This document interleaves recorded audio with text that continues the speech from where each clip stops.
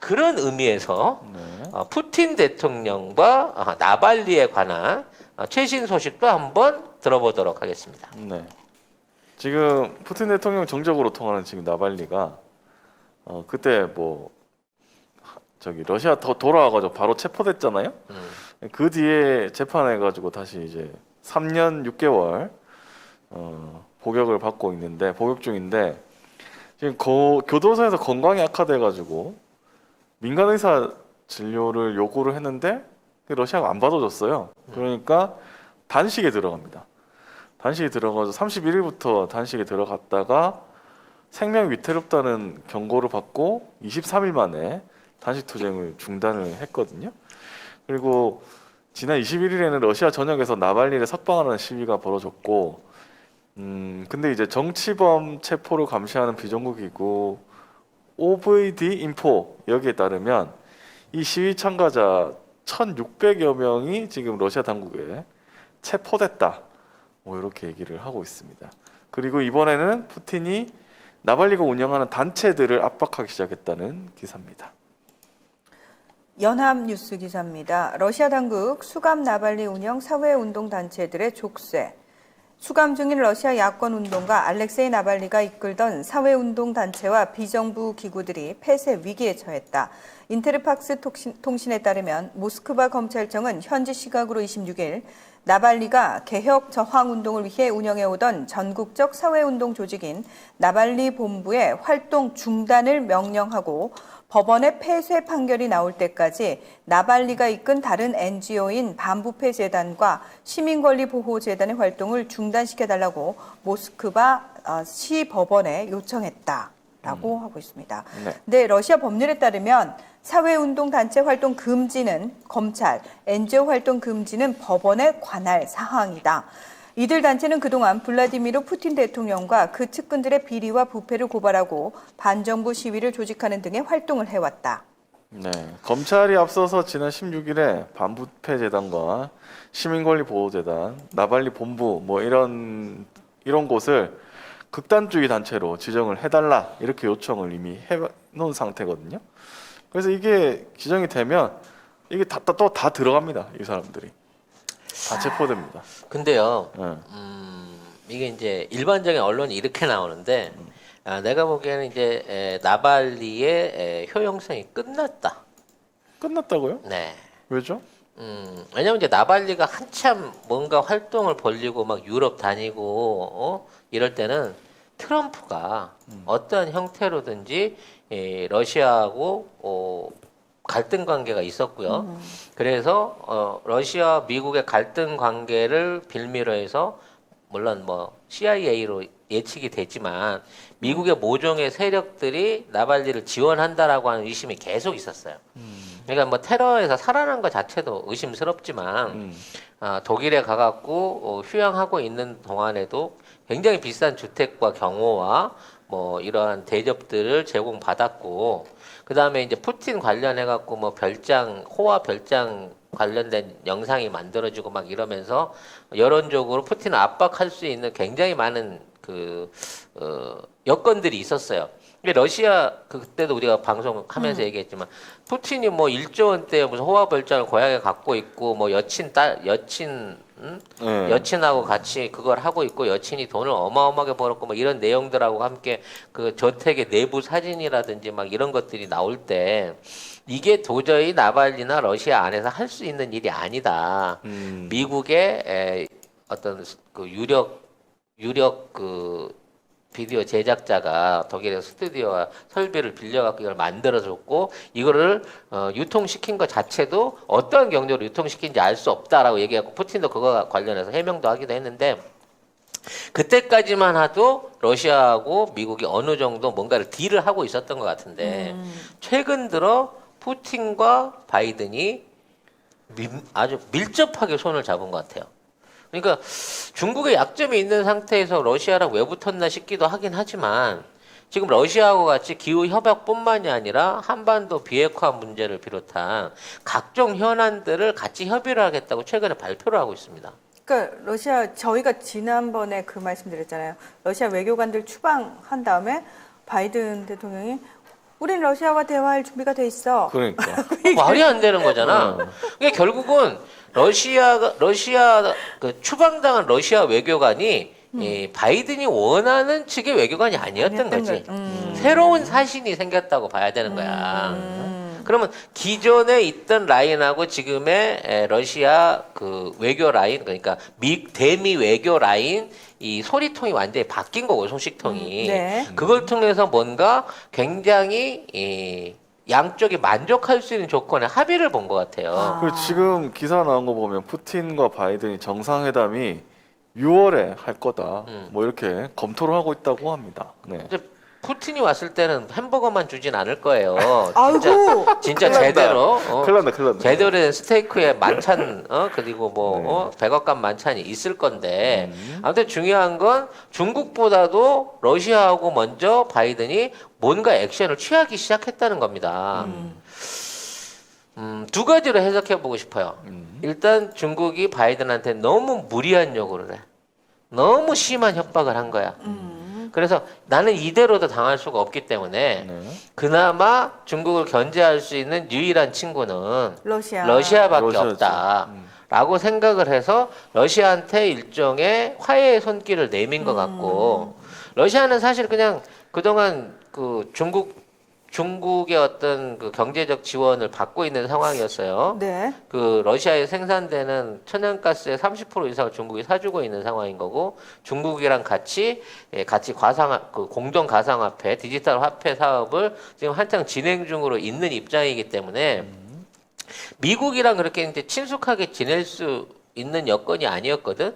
근데 갑자기 미국이 태도를 바꿔가지고 바이든이 뭔가 이제 손짓을 해오기 시작하니까 러시아 입장에서는 양손을 다 쥐고 있는 게 나쁠 게 없거든. 아우, 당연하죠. 이쪽 저쪽 등거리 하는 게 나쁠 게 없으니까 웬일이야? 오랜만에 이렇게 악수를 다 하자고 들고 하면 손을 덥석 잡아버린 거야. 자, 이런 상황에서 한반도 안에 주변국들의 입지는 점점 더 미궁 속으로 빠져드는 거예요.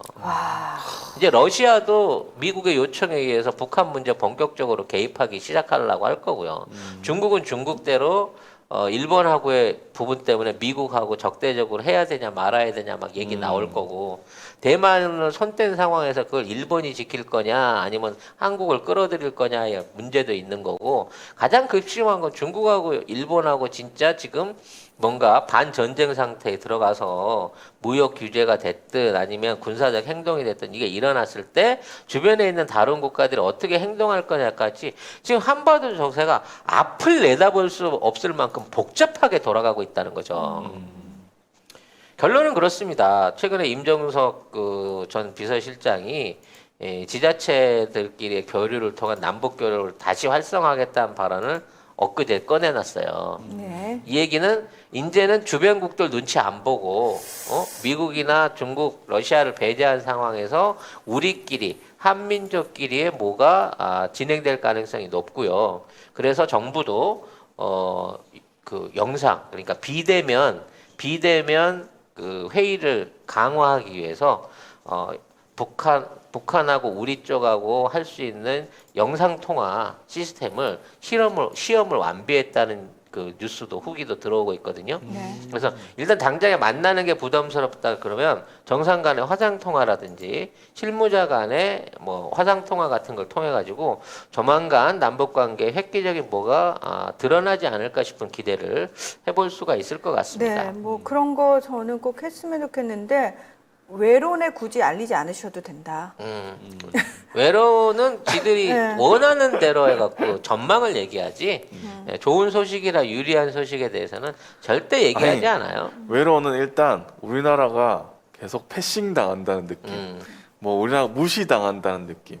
그런 기사만 계속 지금 쓰고 있어요. 패싱은 뭐 지들이 당하고 있지. 외로이 햄버거 당하고 얻어먹고 온 주제. 아스가 아니 그 일개 제약사 CEO한테까지 네. 까여가지고 미팅 한 번을 못 잡는 정도의 지금 외교 수준을 갖고 미국이 모든 걸 다 해줄 것이다라고 미국만 쳐다보고 있는데 내가 보기에 미국은 일본 버렸어요. 네. 일본이 점점 더 궁지에 몰리게 되는 상황이 계속될 걸로 보이고 저런 외교적인 실책들이 내가 보기엔 다음 중의원 선거 끝나고 새로운 총리가 만들어질 때까지는 일본은 여기서 벗어날 수가 없는 거예요. 올림픽도 이제 개판으로 치를 거고, 그렇죠. 치르는 건 끝까지 하기는 할 것 같아. 어, 누가 참여할지는 모르겠는데, 일본 뭐 우승으로. 분명한 건 일본이 우승이라는. 네. 예. 근데 난 한국이 준우승할까봐 난 그게 더 겁이 나서 그래요. 헐. 우리도 기권할 건 좀 기권해줬으면 좋겠어, 진짜로. 근데 뭐 전북 도의회인가에서는 이제 뭐 참가하지 말자 이랬는데 그럼 선수들은 어떡하냐 또 이렇게 문제가 나오니까. 아니 이게 선수들이 뭐가 문제야? 그 금메달 못 따서 병역 혜택 못 받으면 그 선수들 인생이 어떻게 돼? 아니 그리고 그거 있어요. 선수들은 그 연금 연금을 점수. 받기 위해서 점수를 채워야 올림픽이 되거든요. 사실 제일 크니까. 그러니까 올림픽 이외에도 다른 데서 채울 수 있는 경기도 안 열리잖아요. 그래서 여기서 올림픽에 올인하겠다고 하지만 정당한 올림픽이 아니잖아. 주전 다 빠져버린 사실 그래서 하나만 한 경기인데.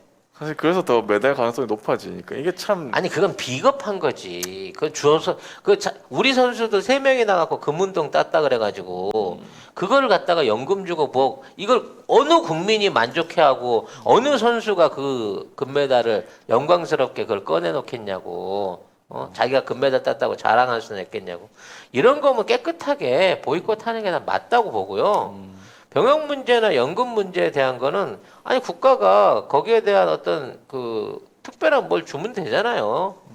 다른 대회에 참가하고 근데 실제적으로 아무 대회도 참가를 못 하는데 세계 선수권이고 뭐고 아무것도 못 하는데 저 방사능 투성인 올림픽에 연금 따러 우리 선수들을 보냈다? 그건 선수들의 연금을 따러 간 게 아니에요. 협회의 연금과 협회 기부금 지원금을 따로 나가는 짓거리밖에 안 되는 거지. 그렇죠. 우리나라 선수들도 뭐 프로 선수들은 또 어딘가에서 협찬을 받았을 거고 그런 거에 대해서 또 출전을 해야지 또 뭔가 이제 뭐 위약금 같은 것도 안 물고. 스폰서라든지 이런 데에서 위약금 안 물고. 아 근데 이게 진짜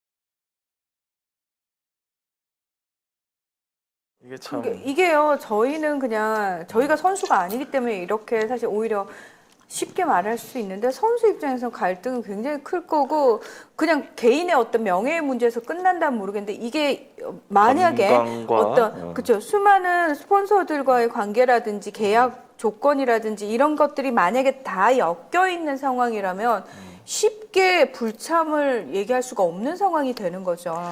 그러니까 이 올림픽을 못 되면 자신이 해왔던 어떤 자신의 스포츠 캐리어가 끝난다라고 생각하기 때문에 무슨 일이 있어도 가겠습니다라고 말할 수 있는 선수 있다고 생각합니다. 예를 들어 뭐 체조라든지 극히 이제 그 활동할 수 있는 연령대가 짧아. 그렇죠. 네. 그렇죠. 사실 17, 18 지나면 이제 전성기 지나버리는 상황 되기 때문에 이때 아니면 내 어떤 정점을 발휘할 수 없습니다. 이런 안타깝긴 하지만 그 부분 이해도 할 수 있어요. 근데 그런 그 캐리어 정점에 있던 선수들 중에도 부상이라든지 여러 가지 여건에 의해 가지고 그걸 못하는 선수들이 있었어요. 근데 그걸로 해서 그 인생이 불안하게 만들어지지 않도록 주변에서 주변에서 그에 대한 마땅한 보상 내지는 그가 걸맞을 수 있는 새로운 길을 개척해 줄 수 있는 여지가 필요하다고 저는 생각을 합니다. 어쨌든 그래서 지금 우리나라는 이 선수들 지금 이제 백신을 맞기 시작하고 있다고 하거든요. 네, 그래서 아마 백신 다 맞으면 그나마 좀 괜찮지 않을까라는 생각은 또 합니다. 네. 뭐 이런 기록은 세울 수 있겠네요. 일본에 참가한 국가 선수단 중에 유일하게 한 명 더 확진자를 만들어내지 않은 대한민국 선수단. 뭐 이런 거는 뭐 그럴 수도 있겠네요. 가능할 수도 있겠습니다만 근데 이제 좀 걱정이 이제 갔다 와가지고 혹시 선수들 방사능이 몸에 축적이 돼가지고 혹시 이게 이제 선수들 몸에 장기적으로 영향을 맞다. 끼치지 거기 또 않을까. 방사능도 있지. 저는 그것도 사실은 좀 걱정이기도 하고. 코로나만 문제가 아니고 거기는 방사능까지 네, 같이 방사능 있으니까 때문에 저는 그게 진짜. 걱정이거든요. 그리고 그거 연관관계가 예를 들어 이게 축적이 돼서 나중에 나타나게 되면은 연관관계를 또 밝힐 수도 없는 상황인 거잖아요.